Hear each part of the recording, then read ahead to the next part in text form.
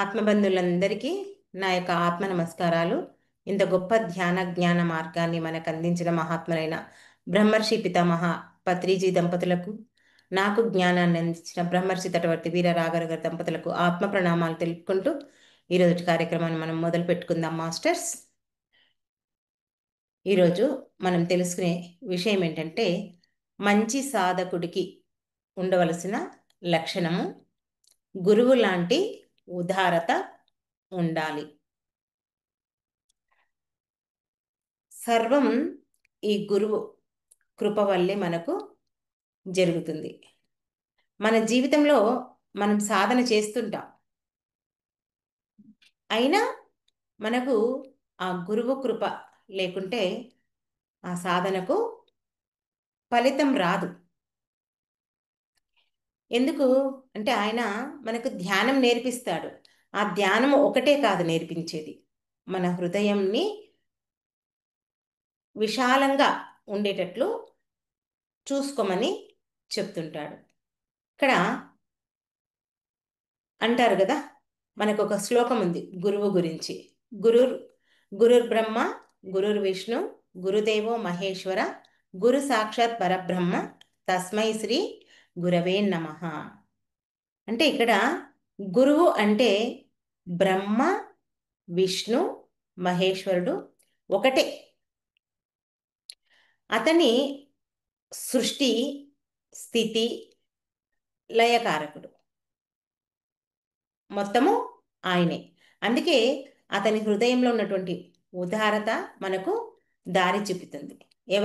ఎవరి లోపల ఉదారత? గురువు లోపల. చూడండి, ఒక చిన్న దీపం ఉంది. ఆ దీపం ఒక గదిలో పెడితే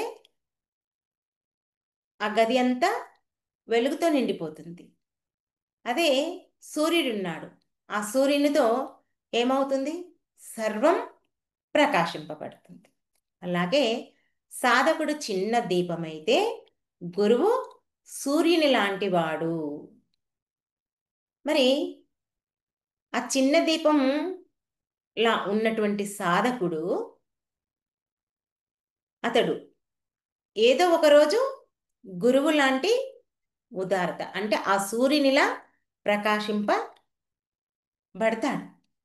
అంటే ఆ సూర్యునిలా ప్రకాశింపబడాలి అంటే ఇక్కడ ఏముండాలి? శిష్యుడి లోపల అంతటి ఉదారత కలిగి ఉండాలి. ఉట్టిగా సాధన చేసి నేర్చుకుంటే అక్కడ గొప్పేమీ కాదు. అలాంటి గురువు లాంటి ఉదారత భావం ఉండాలి.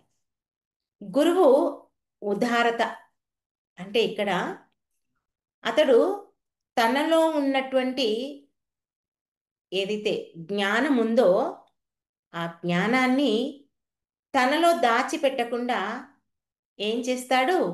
అందరికీ పంచిపెడతాడు. కాబట్టి మరి అతనిలో ఉన్నటువంటి దయ అనుకోండి, కరుణ అనుకోండి, ప్రతి శిష్యుడికి సానుకూలంగా పనిచేస్తుంటాడు. ఎవరు? గురువు. మరి గురువుకు అందరూ సమానమే. గురువు హృదయం ఎప్పుడూ తెరచబడే ఉంటుంది. మనం షిరిడి సాయిబాబా ఉన్న కాలంలో మనం ఉండకపోయినా మనం తెలుసుకున్న బుక్కులలో మహాత్ములు చెప్పింది, గురువులు చెప్పిన జ్ఞానాన్ని బట్టి మరి షిరిడి సాయిబాబా తన దగ్గరికి ఏ కులం వారొచ్చినా, అంటే హిందువులు వచ్చినా, ముస్లింలు వచ్చినా, క్రైస్తవులు వచ్చినా అక్కడ అతను కులము మతము ఏది పట్టించుకునేవాడు కాదు.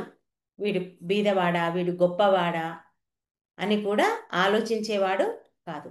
అందరికీ సమానమైన దృష్టితో తన యొక్క జ్ఞానాన్ని చూపించేవాడు. ఇది గురువు యొక్క ఉదారత.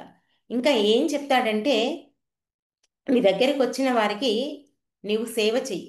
నీవు ఏ ఒక్కరికి సేవ చేసినా నీవు ఆ భగవంతుడికి చేసినట్టే అని చెప్పేవారు షిరిడి సాయిబాబా. మరి ఆ షిరిడి సాయిబాబాని మనం చూడలేదు. పత్రి గారిని మరి కొంతమంది చూసిండొచ్చు, కొంతమంది చూడకపోవచ్చు. పత్రి గారు ఏం చెప్పేవారంటే, మన పిఎస్ఎస్ఎంలో కులము మతము బీద గొప్ప ఏది తేడా లేదు, అందరూ ఒకటే, అందరూ ఆత్మస్వరూపులే అని, అందరూ ఆ భగవంతుని యొక్క స్వరూపులని శ్రీ మన పత్రిజీ గారు కూడా చెప్పేవారు. కాబట్టి ఇక్కడ సాధకుడు కేవలం ధ్యానం చేయడమే మాత్రమే కాదు, తన మనస్సును విస్తరింప చేసుకోవాలి. తన మనసుని ఎప్పుడైతే విస్తరింప చేసుకుంటాడో అందరినీ సమానంగా చూడగలుగుతాడు. చూడండి, ఉదాహరణకు ఒక మట్టి బిందెలో నీరు పోసి దానికి ఎలాంటి రంధ్రాలు లేవు, హోల్స్ లేవు, నీళ్ళు పోసి పెట్టామనుకోండి, ఏమవుతుంది? లోపల ఆవిరికి చెలరేగి ఆ మట్టి బిందె పగిలిపోతుంది. అందుకే కుమ్మరివాడు చేసేటప్పుడు ఏం చేస్తాడు, దానికి సన్నటి రంధ్రాలు వచ్చేట్లు పెడతాడు. ఆ గాలికి ఆ బిందె పగిలిపోకుండా బలంగా ఉంటుంది. అట్లా ఉండాలి ఎవరు? సాధకుడు. ఇక్కడ దీని అర్థం ఏంటంటే, ఒక్క నిమిషం, ఆ బిందె లాంటి మనస్సు మానవుడికి ఉండాలి. ఇక్కడ మానవుడు తన మనస్సును మూసివేస్తే, అంటే గురువులు చెప్పినా పెద్దలు చెప్పినా ఎవరు చెప్పినా వాళ్ళ మాట వినకపోతే, ఎవరి మాట వినకపోవడం కానీ అనుకోండి, ఎవరైనా తప్పు చేస్తే క్షమించకపోవడం, అంతేకాకుండా అతడు తను ఎవరికి సహాయం చేయకపోవడం, ఇలా ఉంటూ తనలోనే తాను మునిగిపోయి ఏది వచ్చినా నాకు మాత్రమే ఉండాలి అని ఇలాంటి భావనలతో ఎవరైతే ఆ మనస్సును పెట్టుకుంటారో అప్పుడు ఆ మనసులో ఏమవుతుంది? ఒత్తిడి పెరిగిపోతుంది, అంతే కదా. ఇప్పుడు మనలో ఏమైనా కోపం అనుకోండి, అసూయ అనుకోండి, ద్వేషం అనుకోండి, అలాగే మనం ఎంత వచ్చినా ఎవరికీ చెప్పుకోకుండా ఏమీ అనకుండా నిగ్రహించుకొని అట్లాగే ఉన్నామనుకోండి, అప్పుడు ఏమవుతుంది? మనకు తలనొప్పి లేవడము, లేదా ఆ, ఇంకా ఆ మనసంతా గందరగోళంగా తయారయ్యి చివరికి ఏమవుతుంది? ఆ బిందె ఎలా పగిలిపోతుందో మన లోపల నుంచి అలా పగిలిపోతుంది. అంటే అక్కడ మనకు మనశ్శాంతి పోతుంది, మన యొక్క జీవితం కూడా చెలరేగుతుంది. ఇది మనందరి జీవితాల్లో చూడొచ్చు. అందుకే సుభాషితంలో కూడా చెప్తాడు, సాధకుడి మనసు ఎలా ఉండాలంటే ఇతరులకు దుఃఖం కలిగితే కూడా అది తనకు కలిగిందన్నట్లుగా భావించాలంట. ఎవరైనా భావిస్తారా? ఎవ్వరు భావించరు. ఎవరు చేసుకున్న కర్మ వాళ్ళే అనుకుంటాము. వాడు ఇలా చేశాడు కాబట్టి అలా అయ్యిండు అనుకుంటాము. కానీ వాడికి సహాయం చేసి వాడి దుఃఖంలో నుంచి మనం వాడిని బయటకు తీసుకురావాలని ఆలోచించే గుణం ఎవరికి ఉంటుందంటే ఉదారత గుణం ఉన్నవాడికే ఉంటుంది. మరి ఈ ఉదారత గురించి మనం 4 రకాలుగా చెప్పుకోవచ్చు. ఏంటి అంటే, మాటల్లో ఉదారత. ఈ మాటల్లో ఉదారత ఎవరికి ఉంది అంటే ఒక శ్రీరామచంద్రుడికి ఉంది. శ్రీరామచంద్రుడికి మరి దుష్టుడైన రావణుని దగ్గరికి వెళ్ళినప్పుడు అతనితో ఏం చెప్పాడంటే, నువ్వు ఎంతో శివభక్తుడివి, గొప్ప జ్ఞానవంతుడివి, నువ్వు జ్ఞానివి అని చెప్పేసి అతడు గౌరవించాడు. అంటే చూడండి, మరి సీతాదేవిని ఎత్తుకెళ్ళాడు, ఎన్నో కష్టాలు పెట్టాడు, మరి అయినా సరే ఆయన మీద ఏమాత్రము కోపం లేకుండా శ్రీరామచంద్రమూర్తి రావణ్ణి తన యొక్క మాటలు మాట్లాడటం, అంటే ఆ మాటల దానం కూడా ఉండాలి అంట. ఇక్కడ రెండవది మనసు ఉదారత. ఈ మనసు ఉదారత ఎవరిని చూసి నేర్చుకోవచ్చు మనము అంటే శ్రీకృష్ణ భగవాన్ని శిశుపాలుడు 100 తిట్లు తిట్టాడు. అంటే 100 సార్లు దూషించిండు. అయినా సరే శ్రీ శ్రీకృష్ణ భగవానుడు ఏం చేసిండు? శిశుపాలుని క్షమించిండు. అంటే ఆ క్షమించేంత, 100 తప్పులు చేసిన క్షమించేంత ఆ మనసు ఉదారత ఎవరికి ఉంది అంటే శ్రీకృష్ణ భగవానుడికి ఉంది. నెక్స్ట్ జ్ఞాన ఉదారత. ఇది ఎవరికి ఉంది అంటే బుద్ధ భగవానుడికి. బుద్ధ భగవానుడు మరి ఎన్నో సంవత్సరాలు, దాదాపు 5.5 సంవత్సరాలు తను ఎంతో తపస్సు చేసి జ్ఞానాన్ని పొందాడు. మరి నేను ఇన్ని సంవత్సరాలు కష్టపడి ఈ జ్ఞానాన్ని పొందాను కదా, వేరే వాళ్ళకి ఎందుకు పంచాలి అని అనుకున్నాడా? లేదు. వెంటనే ఆ జ్ఞానాన్ని ప్రపంచానికి అందరికీ పంచడానికి బయలుదేరాడు బుద్ధ భగవానుడు. పైగా ఏం చెప్తున్నాడు బుద్ధ భగవానుడు అంటే, ఈ జ్ఞానం అన్నది నా సొంతం కాదు, ఇది ప్రపంచం యొక్క సంపద అని చెప్తున్నాడంట. చూడండి మరి ఎంత ఆ జ్ఞాన ఉదారత ఉంటే ఆ మాట చెప్పగలుగుతారు. నెక్స్ట్ దయ ఉదారత. ఇక్కడ మహాత్మా గాంధీ ఈయన చెప్పినటువంటి ఒక మాట ఏంటంటే, నిజమైన మహత్తత్వం అంటే బలహీనుడి యొక్క కన్నీరు ఏదైతే ఉంటుందో దాన్ని ఆరబెట్టగలగాలి. దయ లేకుండా ఉదారత ఉండదు. మరి అంతే కదా, ఎవరైనా బాధపడుతుంటే మనం వాళ్ళని ఓదార్చాలి. అదే ఆ దయగల హృదయమే దైవ నిలయము అని మనకొక మాట కూడా మహాత్ములు చెప్తారు. ఇది 4 రకాలుగా ఈ ఉదారత గురించి ఉంది. మరి ఈ ఉదారత ఇంకా ఎట్లుండాలి అంటే అహంకార రహితంగా ఉండాలి. అహంకారం అనేది ఉండకూడదు. ఎలా అంటే గురువు చూడండి, అన్ని పనులు చేస్తుంటాడు కానీ ఏది తన పేరుతో చెయ్యడు. ఎవరు? గురువు.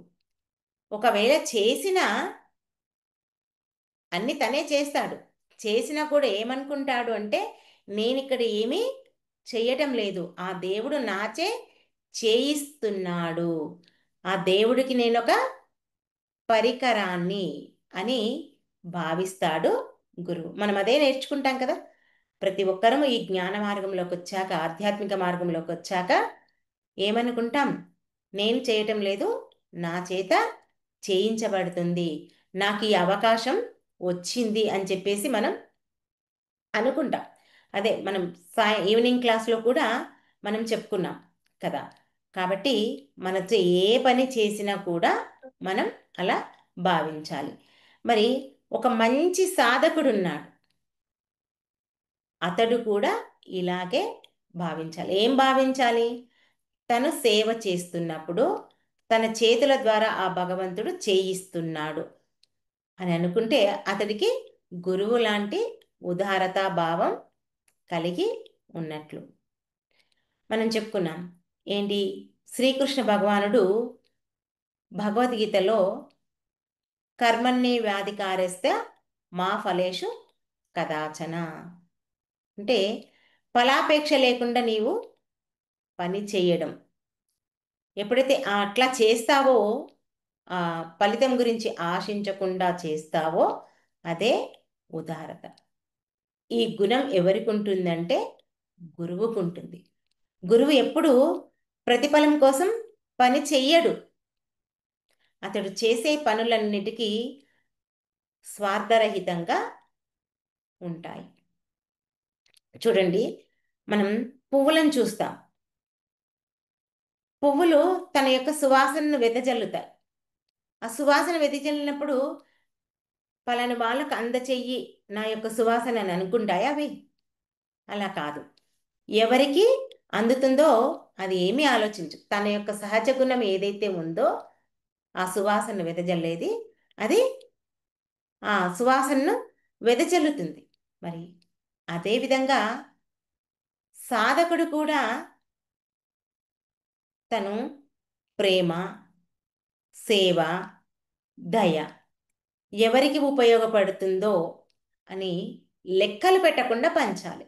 అంటే తనకిష్టం ఉన్న వారికి ఈ ప్రేమ, సేవ, దయ ఉండాలి, ఈ జ్ఞానాన్ని ఇవ్వాలి. తనకిష్టం లేని వాళ్ళకు ఇవి ఉండొద్దు అని ఇక్కడ ఉండకూడదు. సాధకుడికి ఏముండాలి? నేను భగవంతుణ్ణే, నా చుట్టూ ఉన్న వాళ్ళంతా భగవంతులే, నాకందరూ సమానమే అనే ఆ గుణం ఎప్పుడైతే సాధకుడికి ఉంటుందో అప్పుడు ఆ ఉదారత గుణం అతడిలో ఉన్నట్లు.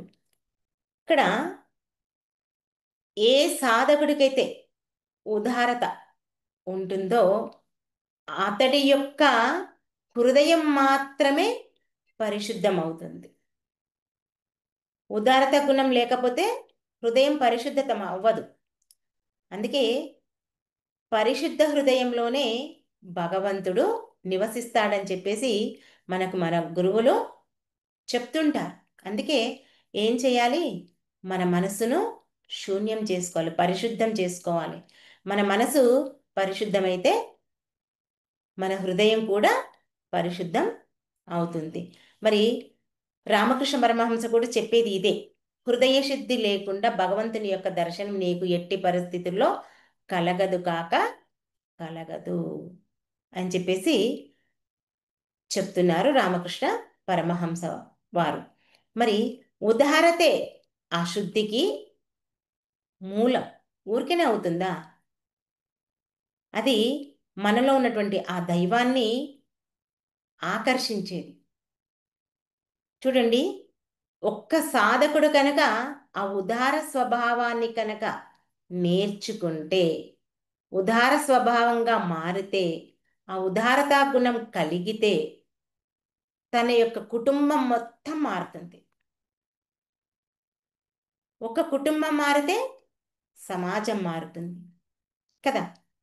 ఇవే మనం అందరినీ వాళ్ళు శుద్ధంగా ఉండరు, వాళ్ళు నీట్గా ఉండరు, వాళ్ళు ఇలా ఉంచుకుంటారు, అలా ఉంచుకుంటారు, రోడ్లు ఇలా ఉన్నాయి అని రకరకాలుగా అందరం కామెంట్ చేస్తుంటాం.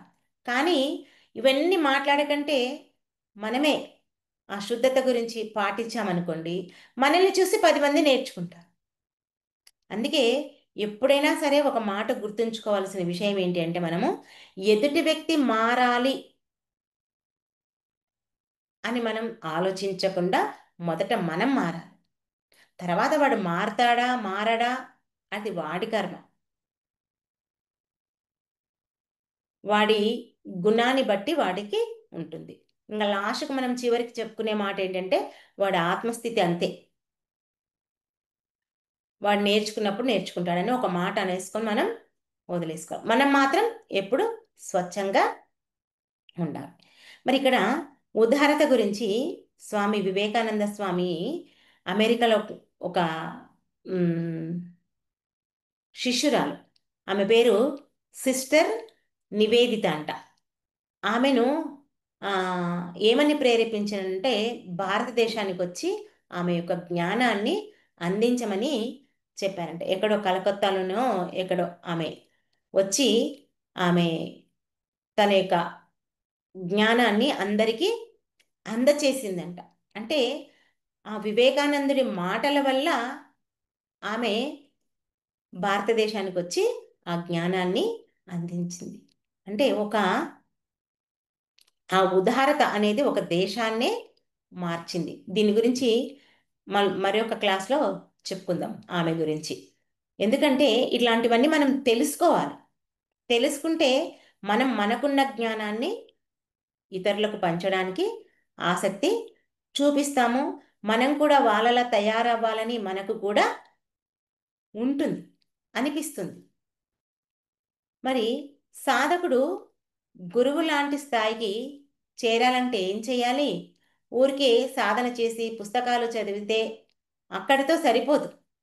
ప్రతిరోజు మనం గురువు దగ్గర ఏ జ్ఞానమైతే అందుకుంటున్నామో ఆ జ్ఞానాన్ని, మంచి మాటలు ఏవైతే ఉంటాయో వాటిని ఇతరులకు అందచేయాలి. ఎవరైనా తప్పు చేశారనుకోండి, మనం క్షమించాలి. ఇవన్నీ ఎవరి దగ్గర ఉంటాయి? గురువు దగ్గర ఉంటాయి. గురువుకున్నటువంటి ఆ గుణాలను మనం కూడా పాటించాలి. మనం నేర్చుకున్నటువంటి మంచి విషయాన్ని కూడా ఇతరులకు పంచాలి.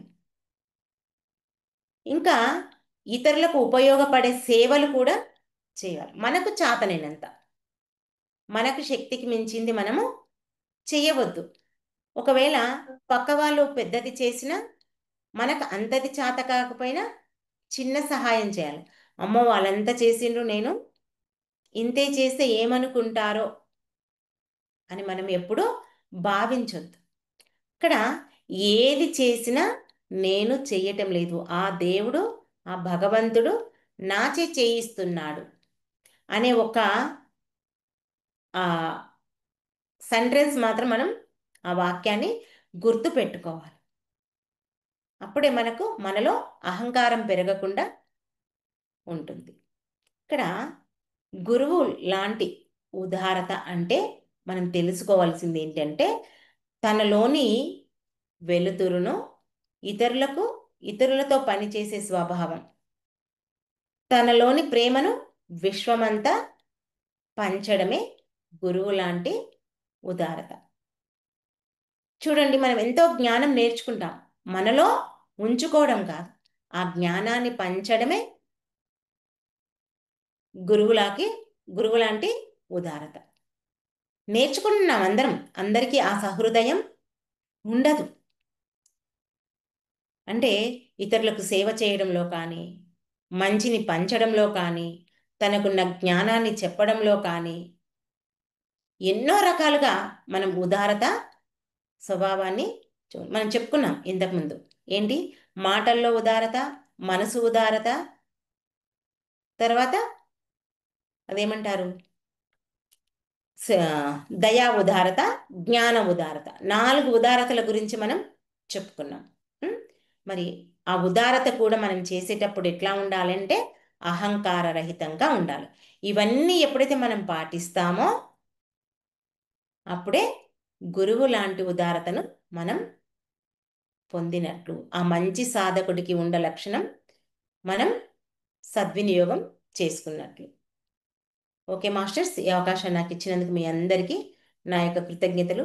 Thank you, thank you, thank you.